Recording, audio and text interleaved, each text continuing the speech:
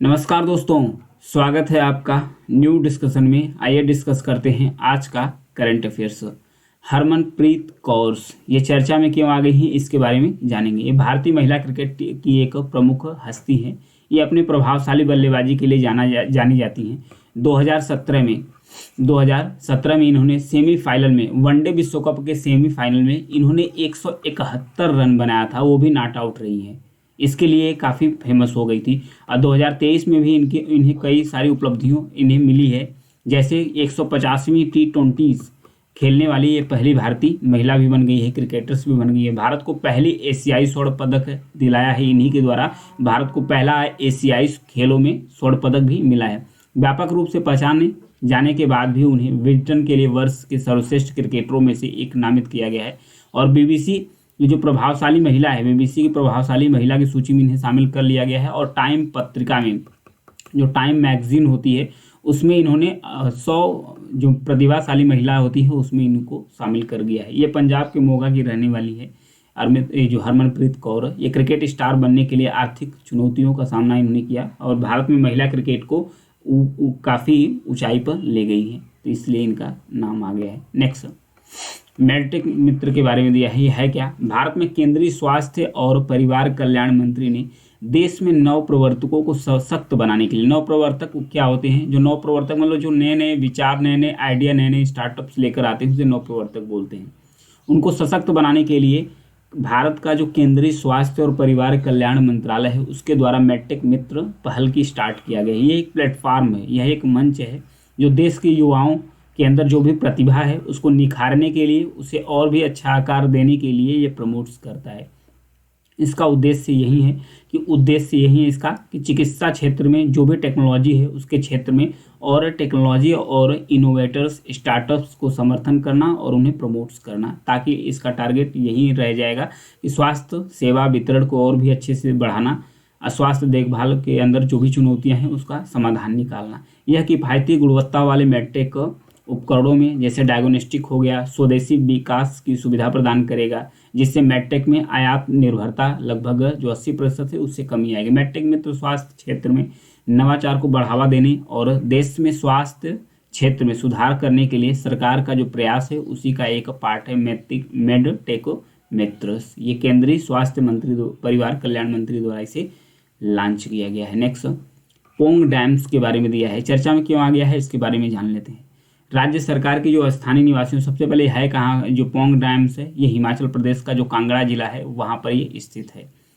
ये हाल ही में ये राज्य सरकार के जो स्थानीय निवासी हैं इसको लेकर कई कठिनाइयों का सामना कर रहे हैं। जैसे इसका जो वाटर लेवल है ये कम हो गया है और खेती के दौरान जो डैम से पानी लाया जाता है उसके जो आसपास जो पर्यावरण क्षेत्र है उसके जो सीमा है उसका पुनर्मूल्यांकन किया जा रहा है, इसलिए चर्चा में आ गया है। पोंग डैम, जो पोंग बांध है, ये पोंग झील से एक मानव निर्मित जलाशय है। महाराणा प्रताप सागर इसका नाम भी रखा गया है। पोंग बांध, ध्यान रखिएगा, ये मानव निर्मित तो जलाशय यानी कि आर्टिफिशियल है। 1975 में ब्यास नदी पर बनाया गया था। 1975 में ब्यास नदी पर पोंग बांध का निर्माण किया गया था। इसके साथ साथ इसे पोंग जलाशय या पोंग बांध के नाम से भी जाना जाता है। ध्यान रखिएगा, 1983 में जलाशय को वन्यजीव अभयारण्य घोषित कर दिया गया। पोंग बांध झील को 2002 में रामसर साइट्स में नामित कर लिया गया है। पोंग में एक गिद्ध कैफ़े है, ध्यान रखिएगा, सबसे इंपॉर्टेंट है। जो पोंग डैम्स है इसमें एक गिद्ध कैफ़े है जिसमें मवेशियों के जो शव होते हैं उसको डाला जाता है ताकि गिद्ध मवेशियों के शव खाकर ही जीवित रहते हैं। तो ये था इसके लिए। नेक्स्ट, विश्व का सबसे पुराना किला यानी कि अमन्या किला के बारे में दिया है।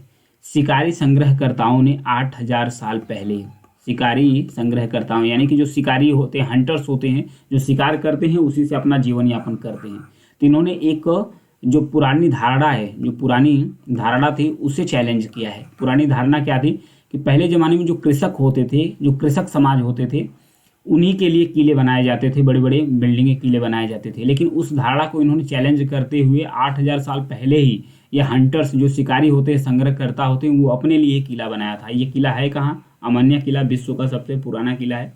पश्चिमी साइबेरिया में स्थित है। जो अमन्या नदी है उसी के किनारे पर यह बना हुआ है किला।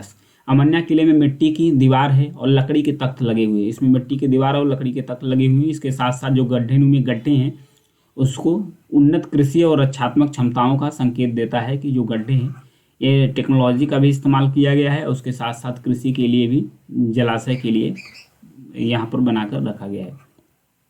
साइबेरिया एक विशाल रूसी प्रांत है। साइबेरिया एक विशाल है, यहाँ पर देखिए नॉर्थ साइबेरिया, फिर उसके बाद south Siberia, east Siberia, west Siberia, ये एक रूसी प्रांत है। रूसी प्रांत मतलब कि रूस का एक राज्य है।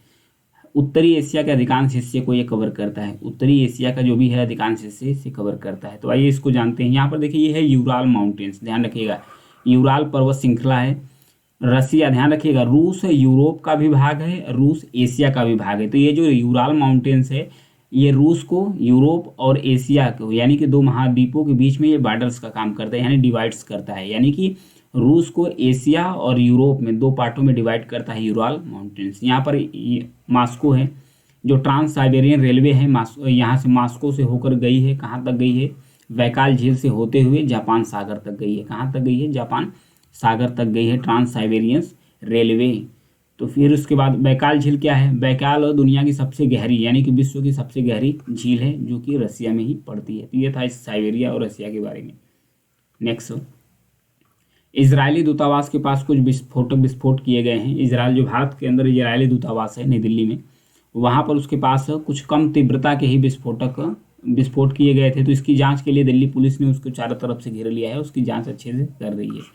तो आइए भारत और इजराइल के बीच संबंध के बारे में जानते हैं। 1947 में धार्मिक मानदंडों के आधार पर जो दो राष्ट्रों की धारणा रखा गया था, भारत ने इसको खारिज कर दिया था। भारत ने इसको खारिज कर दिया है कि दो राज्यों की जो धारणा है धार्मिक आधार पर, इसे नहीं देना चाहिए।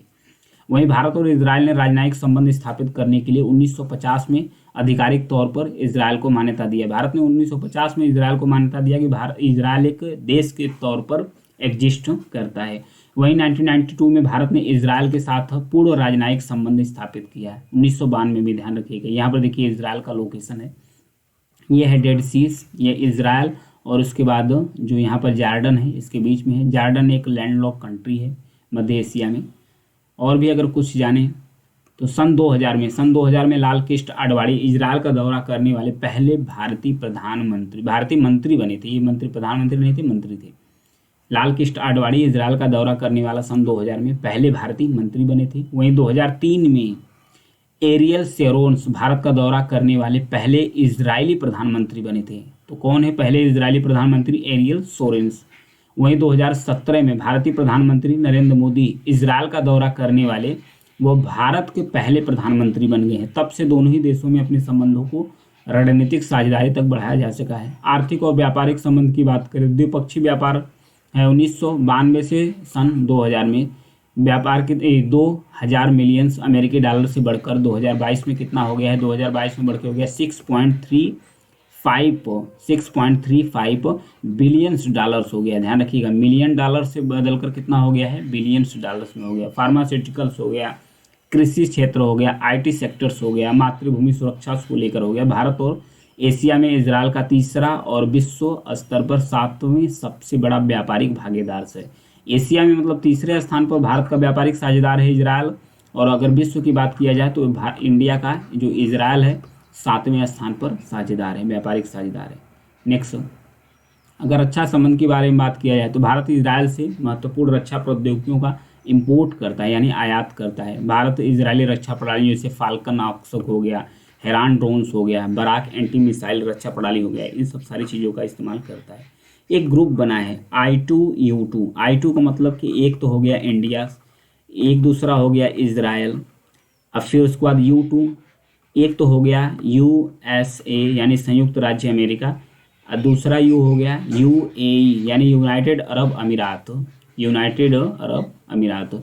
इन चारों देशों के बीच में एक ग्रुप बना हुआ है। इसका मतलब ये है भारत, इजराइल, UAE और अमेरिका, 4 देश हैं। इसका उद्देश्य है आर्थिक साझेदारी को और भी मजबूत करना, सहयोग को बढ़ावा देना, और इसके साथ साथ 6 प्रमुख क्षेत्रों को प्रमुखता दी गई है।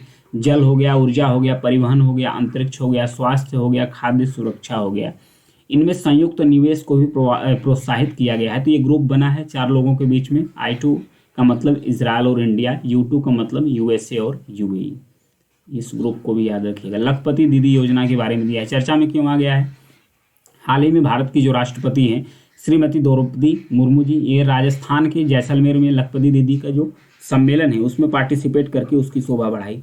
इनके द्वारा कहा क्या गया, इन्होंने बोला, इस अवसर पर बोलते हुए उन्होंने कहा कि इस सम्मेलन को संबोधित करते हुए खुशी हो रही है क्योंकि यह स्वयं सहायता समूह समाज के जो वंचित और पिछड़े वर्ग हैं, विशेषकर महिला को आत्मनिर्भर बनाने के लिए यह योजना चलाई गई है, जो लखपति दीदी योजना है। इस योजना को लॉन्च कब किया गया था? 15 अगस्त 2023 में 15 अगस्त को प्रधानमंत्री मोदी जी के द्वारा इसे लॉन्च किया गया था। और फिर अगस्त 2023 को स्वतंत्रता दिवस के अपने भाषण में इसे एड्रेस किया गया था। उद्देश्य इसका यही है कि ग्रामीण क्षेत्रों में जो महिला है उनको सूक्ष्म उद्यम यानी जो माइक्रो लेवल पर एंटरप्रेन्योरशिप हो उसे स्टार्ट करने के लिए, आर्थिक रूप से आत्मनिर्भर बनने के लिए प्रोत्साहित करना और उन्हें सशक्त बनाना, ये स्कीम उनके लिए है। लखपति दीदी योजना एक गतिशील मंच के रूप में कार्य करती है जिसे सूक्ष्म उद्यम हो गया, स्थापना संचालन हो गया, महिलाओं को प्रेरित करती है, समर्थन के लिए और भी डिजाइन करती है। यह योजना ग्रामीण गाँव में 2 करोड़ महिलाओं के लिए एक परिवर्तनकारी यात्रा की कल्पना भी करता है, उसे कौशल विकास के माध्यम से। इस योजना के तहत महिलाओं को कौशल प्रशिक्षण से यानी कि स्किल की ट्रेनिंग दी जा रही है, स्किल की ट्रेनिंग दी जा रही है जिससे वे प्रति वर्ष 1 लाख रुपए तक कमा सके। प्रति वर्ष यानी कि हर एक साल में वह 1 लाख रुपए तक कमा सके, इसलिए उनको ट्रेनिंग दी जा रही है। तो इसीलिए लखपति योजना बनाई गई है। इसमें कौन कौन सा स्किल ट्रेनिंग दिया जा रहा है? इसमें प्लम्बिंग का काम, LED बल्ब बनाना हो गया, ड्रोन का निर्माण हो गया, मरम्मत हो गया, ये सब सारे चीज़ों के लिए इन्हें ट्रेनिंग दी जा रही है। इस पहल का उद्देश्य क्या है? उद्देश्य यही है कि ग्रामीण समुदायों में महिलाओं को सशक्त बनाते हुए कृषि परिदृश्य को बदलने के लिए प्रौद्योगिकी यानी कि टेक्नोलॉजी का लाभ उठाने के लिए इसे इस्तेमाल किया गया है। ये था इसके बारे में। नेक्स्ट, फायदे इसके क्या है? लगभग 15,000 महिला स्वयं सहायता समूहों को ड्रोन के संचालन और मरम्मत करना सिखाया जा रहा है, यानी कि उसकी ट्रेनिंग दी जा रही है। प्रशिक्षण न केवल आय सृजन के लिए नए रास्ते तैयार करेंगे बल्कि महिलाओं को अत्याधुनिक कौशल से भी लैस करेगा, यानी राष्ट्रीय महिला आयोग की तरफ से।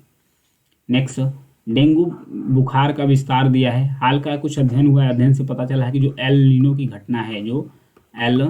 की घटना इसके कारण जो विश्व स्तर पर जो डेंगू है इसके मामले बढ़ रहे हैं। एल नीनो क्या है? ये प्रशांत महासागरीय घटना है जो पेरू के तट के पास गर्म जल जो वाटर्स होता है, जल होता है, गर्म होकर ऊपर उठना शुरू कर देता है और ये पश्चिम की तरफ जाना शुरू कर देता है। तो इसमें होगा क्या है? विश्व स्वास्थ्य संगठन के एक विश्लेषण के अनुसार बताया गया है कि सन 2000 से लेकर 2019 के बीच में जो डेंगू के मामले हैं उसमें 10 गुना की वृद्धि हुई है। कितना वृद्धि हो गई है? 10 गुने की। आइए डेंगू के बारे में एक बार जानते हैं। डेंगू एक वेक्टर वार्न डिजीज है, यानी कि वेक्टर जनित रोग है। यह डेंगू वायरस के कारण होता है, डेंगू वायरस के कारण फैलता है। संक्रमित कैसे होता है? यह संक्रमित होता है मादा जो एडीज जो एजिप्टी मच्छर है इसके काटने से फैलता है। जैसे कि यह मनुष्यों में इसके काटने से मनुष्यों में फैलता है। मच्छर तब संक्रमित हो जाते हैं जब वो वायरस से संक्रमित व्यक्ति का खून पीता है। अगर किसी व्यक्ति के अंदर से डेंगू हुआ है, अब मच्छर जाता है, ये जो एडीज एजिप्टी मच्छर है इस व्यक्ति के पास पहुंचता है और उसका खून ही खींचता है, तो मच्छर के अंदर भी ये बुखार मतलब डेंगू आ जाता है। तो यही मच्छर जाकर किसी स्वस्थ व्यक्ति को काट लेता है तो वहाँ भी उसे भी डेंगू फैलता है। तो ये कारण है इसके फैलने का। इसके वायरस के 4 सीरोटाइप्स दिए गए हैं, डेन 1, डेन 2, डेन 3, डेन 4 करके दिया है। इसकी डेंगू सीधे एक व्यक्ति से दूसरे व्यक्ति में नहीं फैलता, ह्यूमन टू ह्यूमन इसका कनेक्शन नहीं है, यानी कि मनुष्य से मनुष्य में नहीं फैलता है। ये मच्छर के द्वारा ही एक मनुष्य से दूसरे मनुष्य में फैलता है। ये खासकर उष्णकटिबंधीय क्षेत्र, उपोष्णकटिबंधीय क्षेत्र जलवायु में ज़्यादा देखने को मिलता है। ये ज़्यादातर जो शहरी क्षेत्र हो गया, अर्ध शहरी क्षेत्र हो गया, उस इलाके में इसके लक्षण ज़्यादा हैं। इसके सिम्टम्स क्या हैं? तेज बुखार 40 डिग्री सेंटीग्रेड यानी कि 104 डिग्री फ़ारेनहाइट, भयंकर सर दर्द, आंखों के पीछे दर्द होना, मांसपेशियों और जोड़ों में दर्द होना, जी मचलाना, उल्टी होना, थकान महसूस करना, ये सब इसके लक्षण हैं डेंगू के। आज के लिए इतना ही है। Thank you.